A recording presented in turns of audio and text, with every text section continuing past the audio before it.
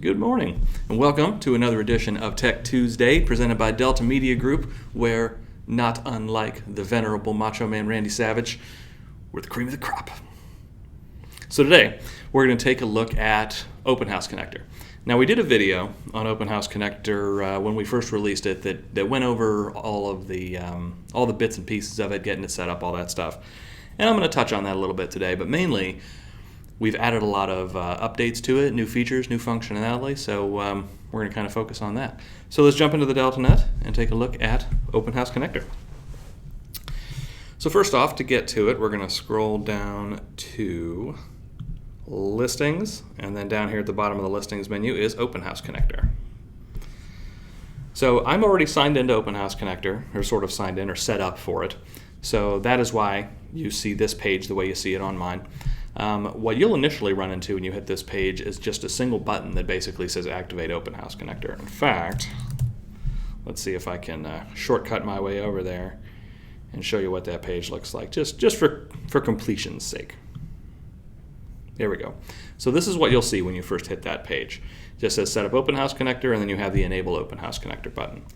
Now when you click that button, it takes you to the page we were just looking at on my other account here, where I already have it set up, where it gives you, get down here, a username and password that allows you to log into the app. So right there is the DMG ID, which basically is the username, and then the PIN, which would be the password for it. So to show you what you do with those, you would then download the app from the App Store. If you are on this page on your mobile device or on your iOS device, or more specifically on an iPad, you would be able to click this link, and that would take you through to the App Store where you can download the app. Or you can just go to the Apple App Store and you can search for it. Before you ask, the Android app is coming.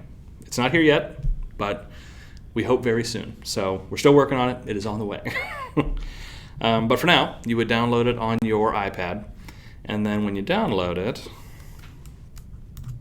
there we go. When you download it and you run it on your iPad, it will take you to this page.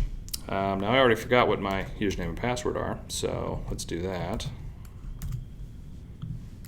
There we go. So put in my agent ID, put in my app password, hit login. That takes me into the app and then shows me all of the available open houses. So from here, this should actually list out every upcoming open house at the company. That way, if you're hosting an open house for a listing that's listed by another agent, you'll still be able to see that in this list. So you click on the open house that you're about to host, and then that brings you to this basically sign-in page. So at this point, the idea is that you can present this to customers or visitors as they come into the open house, or you could even just set it up on like a kiosk, something like that, so that they can come in and they can sign in with the app. So the idea is they'll come in here, click sign in, they'll put in their name,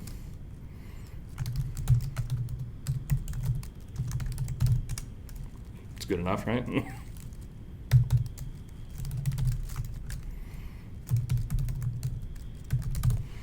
We'll put in an email address, hit next, and then as they hit next, it's going to drive them through all of the survey questions that you have set up.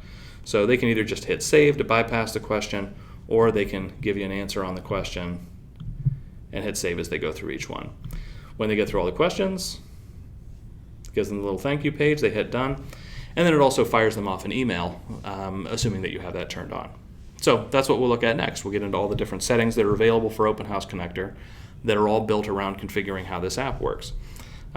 And just real quick, while we're in the app, you can see up here the number of people that have signed in, so it's real easy for you at the open house to go in and look at that.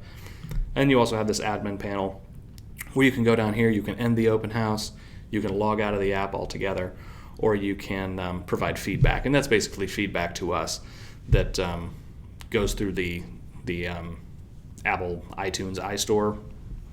I feel like I should know what that is. iStore, App Store. It's the Apple App Store, right? Yeah. So it'll send the feedback through there. So we'll close out of that. So now from the DeltaNet, the things you can control there are, if we go over to settings here, and we'll go back to this home tab in a minute, but under settings, you can control, first off, you have an initial set of questions. So these questions are our default questions, and also any questions that have been added by the company. So now the company has the ability to go in and create custom questions and make those available to you as an agent. So you'll be able to see all those questions here, And as long as the company isn't restricting access to your ability to turn questions on and off or reorder questions, you'll be able to use these switches to turn any questions on and off in this list. Now you'll also be able to click on New Question and create any new questions here. So you would just click New Question, give it a question name,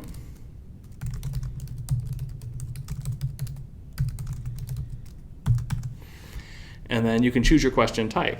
So under question type, we have select, multi-select, and text response. So if I go to select, this gives me individual select boxes like radio buttons. So these would be the options I put in here. And then you can, or whoever's filling out the survey, can only select one question at a time. Multi-select works the same way, except that you can select multiple answers. So it's check boxes there instead of radio buttons. So if I had answer 1, answer 2, answer 3, they could check all 3 boxes if they wanted it. And then lastly is an open text response. And this just makes a text box that allows them to type out a little message in the box. Now I'll add for multi-select and select, you also have this allow other, and that just adds an additional option to the bottom that just says other. So if I were to go with select,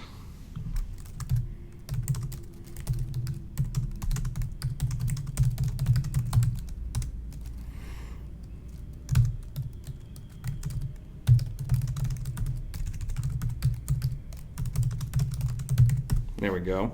So we have a couple responses in, and then I can also allow other, and that will add that other option at the bottom. And then I can click add options or remove options, and I can add or remove as many possible answers to this question as I want. And then when I click add question, it says question added successfully, and it puts it in here. Now I will add that you do have to save this for it to actually save your question. So you create your question there, that puts it in the list, but then you'll need to go down here and click save changes, and that will actually save your question. So we'll go ahead and hit save here. And there we go. And now I can drag these around to reorder them if I want. I can click on preview to preview any of the existing questions. And if it's a custom question that I have access to do further things with, I'll have this actions button over here. And if I click that, I can go in and edit my question. I can preview it like the others, or I can delete it and just get rid of that question altogether. And I moved it. There we go. Move it back. And if I preview it, it gives you an idea what this question will look like in the app. So you see it has other and then a little text box to fill in for other. So there you go. That is the first new update to that. Now as we scroll down, this is the survey autoresponder. So after they fill out your survey, it'll send them out an email if you have this turned on. So that's what this allow autoresponder switch is here. So if you have that turned on, it'll send them this, and then this is customizable with all of these custom fields over here also. So if you wanted it to automatically fill in with your phone number or anything like that, you can use these options over here. Then next, you can choose whether or not your guests are automatically imported. So if you have this switched on, what the system will do is whenever someone fills out your survey on your app or signs in on your app at an open house, when that app is reconnected to the internet, assuming that it's not connected at the open house, the system will automatically pull in all of your customers, and then it will automatically go through and import them all to your customer database in the DeltaNet if this switch is turned on. Now what it will do is when it imports them, it'll put them all in a group that is named for that open house. But if you want everybody, regardless of the open house they signed in on, that is imported from this open house connector, to all go into an additional group, you can fill in a group name here. So what this does is, let's say I have 3 different open houses. I have them all set to auto import.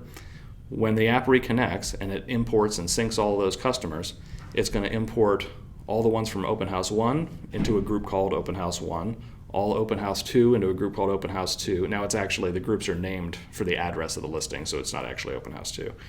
And the same one for the 3rd open house. And then all 3 of those groups of customers will all be imported into this single group called Open House Connector Contacts also. So it's a nice way to allow you to do things like you can set up a group and then put that group in an email campaign and then fashion all of the emails in that campaign to people who were open house attendees, and then put this group in it. That way you know that every time the open house connector imports people, it'll import them into that group, and they'll automatically start getting those campaign emails. So that's kind of the intention behind that one. And then the last option we have on this page at this point is the guest summary report. And what this will do is when your open house is all over, it'll automatically fire off an email that gives you just a list of all the guests that signed up on that open house. So there you have it. Now the other thing we've added, if we move over to home here, is the ability to see which customers answered what questions. So originally with the release of the app, and you can see here, these are all the open houses that I have used the Open House Connector app for. It has the dates and times on these. It has the number of people that signed up, and then these numbers up here indicate that these are unimported guests. So I have it set not to auto-import, and this is indicating to me that there are guests that signed in on these apps that I never had imported. So we'll go ahead and click on this one, for example. You can see I've got 3 people that weren't imported. If I look here under question overview, I can see just aggregated responses. So this is just each question listed out and how many people answered which way on each question. And this is something that's always been part of Open House Connector from the survey side of things. So we can see all those, how many people answered each question each way.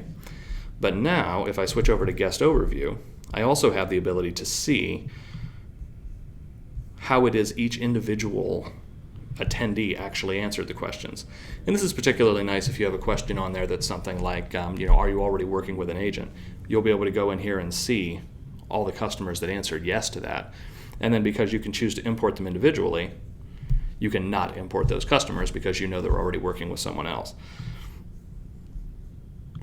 But to do that, you just go through here, we click on the arrows to expand, and then if I choose to import this customer, if I decide that they're not working with anybody else, I want to import them, I'll just click on Import Guest, and it'll import just that customer. Or if everything looks good and I know that I want to import everybody, I'll just click this Perform Guest Import up here at the top. And there you have it. So those are the new features attached to Open House Connector, and then real quick, I'm just going to jump back into the Open House app, and let's see, we'll refresh it. We might have signed out and back in. I want to see my new question. So I'm going to end the Open House. Now if I open it back up, that'll start it up again. Person's email address. And you can see there's my custom question now in place on the app. And because of the way I set it up, I have radio buttons for those, and then I also have an other response where it's the customer could type out a response. So there you go. That is Open House Connector in a nutshell and our recent updates to it. So as always, thanks a lot for joining me on this week's Tech Tuesday. If you have any questions, concerns, comments, feel free to comment on any of our videos or send an email into support@deltagroup.com or just give us a call. We always love to hear from you. So thanks a lot for joining me this week, and I will see you again next week.